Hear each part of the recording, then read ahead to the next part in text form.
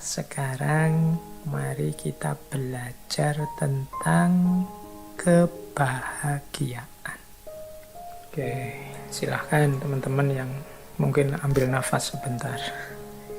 Karena ini materinya padat malam hari ini.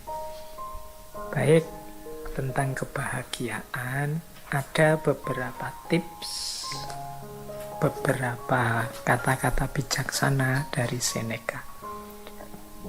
Yang pertama, kata Seneca begini, orang itu menjadi sengsara karena ia berpikir dirinya begitu. Begitupun dengan bahagia. Jadi, pertama, Seneca ingin mengingatkan pada kita, bahagia atau tidak itu tergantung pemikiran kita tentang diri kita. Kunci pertama itu sama sekali tidak ada hubungannya dengan hal-hal di luar diri kita. Kuncinya tentang anggapan kita, pikiran kita terhadap diri kita. Sepahit apapun situasi, separah apapun kondisi, kalau kita menganggap, aku masih bahagia kok, aku masih bersyukur dengan situasi seperti ini, aku ini masih tergolong orang yang beruntung loh. Jadi aku harus tetap bersyukur dan bahagia. Loh, itu ya kita bahagia.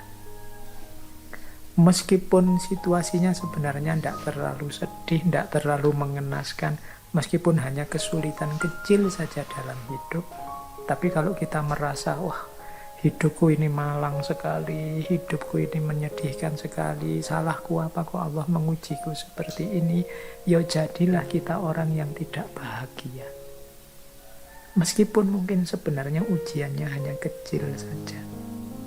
Sebaliknya, orang yang ujiannya sangat berat, tapi menganggap, aku masih bahagia. Masih banyak orang yang lebih malang dari aku, lebih sedih nasibnya dari aku.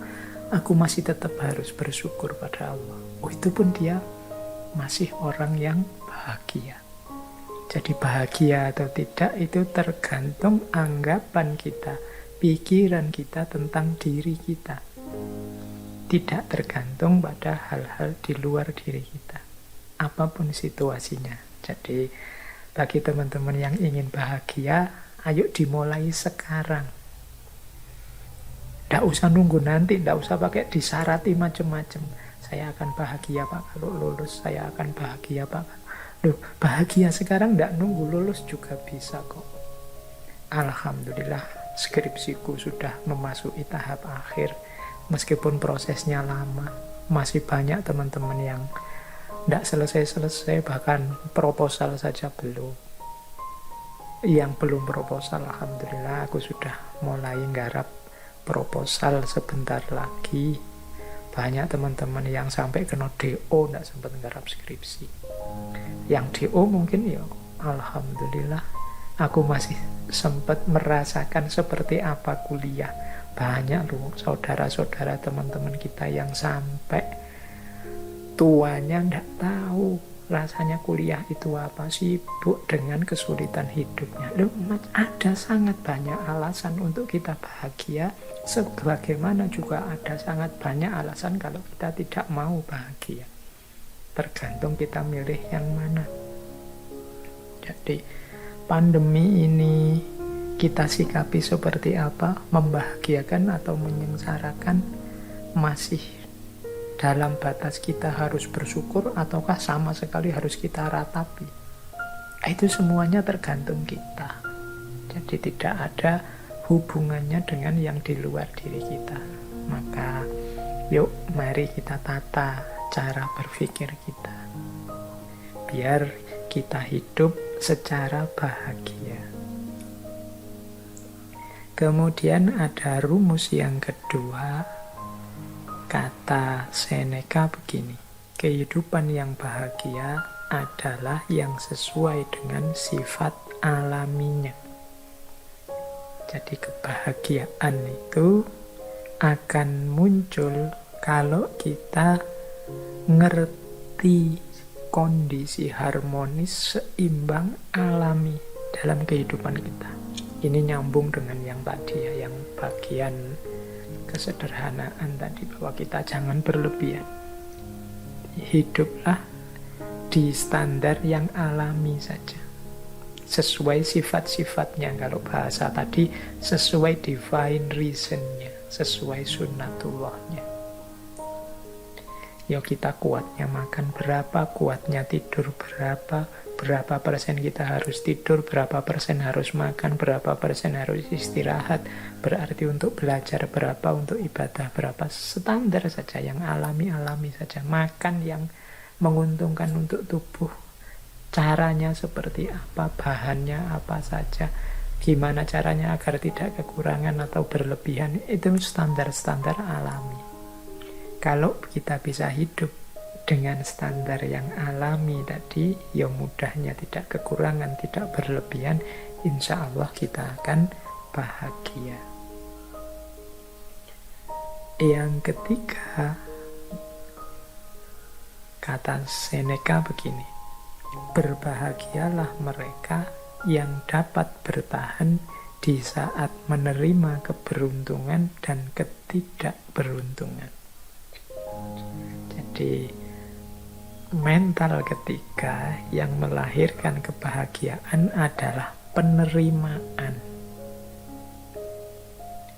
Di antara sumber ketidakbahagiaan kita adalah kita tidak terima dengan situasi yang padahal sudah nyata kita hadapi. Kita tidak mau ngaku, kita tidak mau menerima bahwa oh iya, sekarang memang situasinya seperti ini.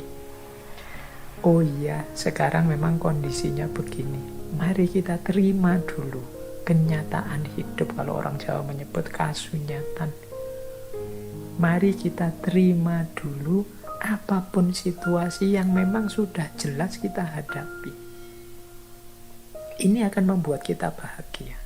Bahwa untuk selanjutnya, wah saya harus mengubahnya jadi lebih baik, saya harus memperjuangkannya agar lebih berkualitas, monggo. Tapi pertama-tama, mari kita terima dulu apapun situasinya. Jadi kalau bahasa psikologisnya, jangan denial, jangan menyangkal.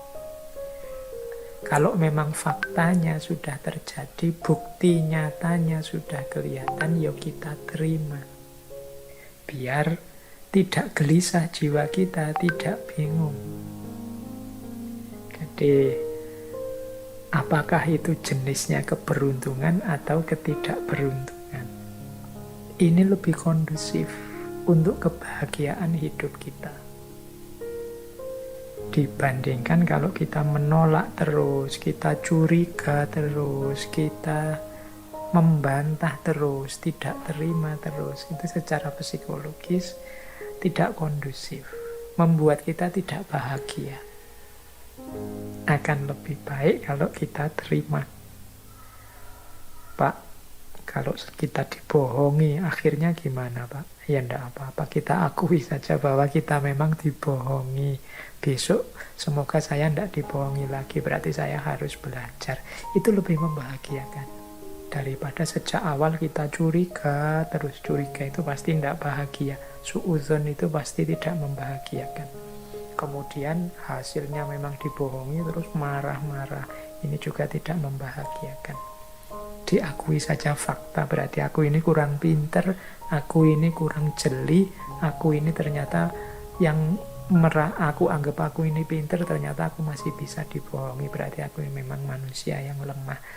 Sejak saat ini aku akan belajar biar tidak dibohongi. Itu mungkin lebih kondusif untuk hidup kita dibandingkan kita menyangkal terus, denial terus terhadap fakta yang memang sudah nyata kita hadapi. Lebih menenteramkan. Ini untuk level individu ya, level psikologi kita masing-masing. Mungkin kalau nanti urusannya beda, mungkin level sosial atau politik atau ekonomi logikanya mungkin berbeda, tapi untuk kenyamanan kebahagiaan hidup kita, penting bagi kita untuk mengakui dan menerima situasi yang kita hadapi, baik bentuknya keberuntungan maupun ketidakberuntungan. Nah, yang keempat, ini ada rumus dari Seneca begini. Keberuntungan itu adalah apa yang terjadi saat persiapan bertemu kesempatan. Ini rumusnya unik ya. Kita dulu sering mendengarkan kalimat kejahatan itu terjadi kalau ada niat dan ada kesempatan.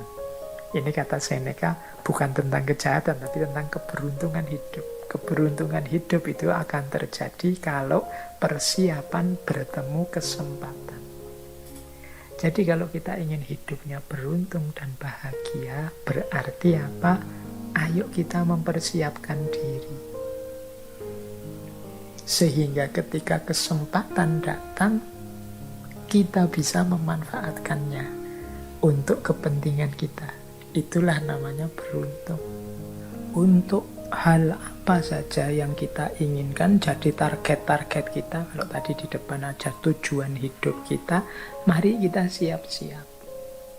Jangan sampai kesempatannya datang, kita belum siap. Atau sebaliknya juga, persiapan kita sudah matang, kesempatannya tidak datang. Hanya saja, kalau kesempatan kan kita tidak menguasai sendiri. Kesempatan itu kadang datang dari luar diri kita. Tapi kalau persiapan, itu kita sepenuhnya yang melakukan.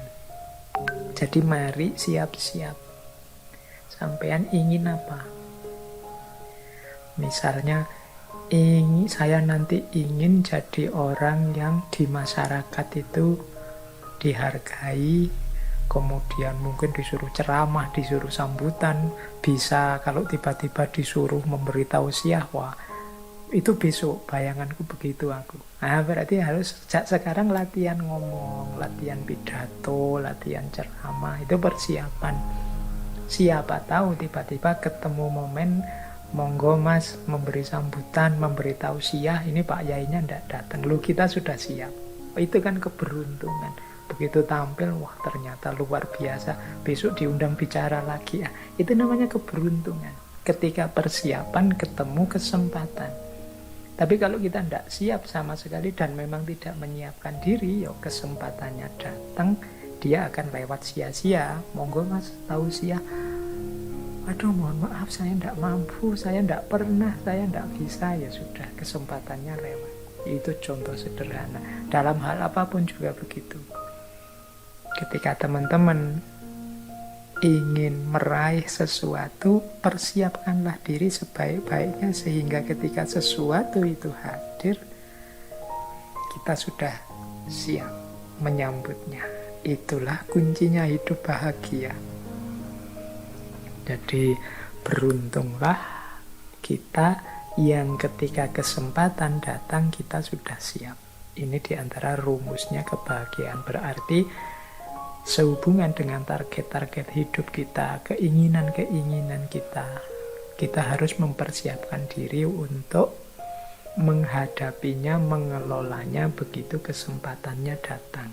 Karena keberuntungan itu terjadi ketika persiapan bertemu kesempatan. Jadi ada 4 rumusnya kebahagiaan. Kalau versinya Seneca, yang pertama, pikiran kita tentang diri kita jadi kunci bagi kebahagiaan kita. Yang kedua, hidup yang alamiah, tidak berlebihan, tidak kekurangan, sesuai sunnatullahnya akan lebih membahagiakan. Yang ketiga, kekuatan kita untuk menerima, kemampuan kita untuk menerima apapun situasi, baik beruntung atau tidak beruntung, adalah sumber kebahagiaan. Dan yang keempat, kesiapan kita untuk mengelola, menghadapi kesempatan apapun yang datang. Jadi itu antara lain kuncinya kebahagiaan menurut Seneca.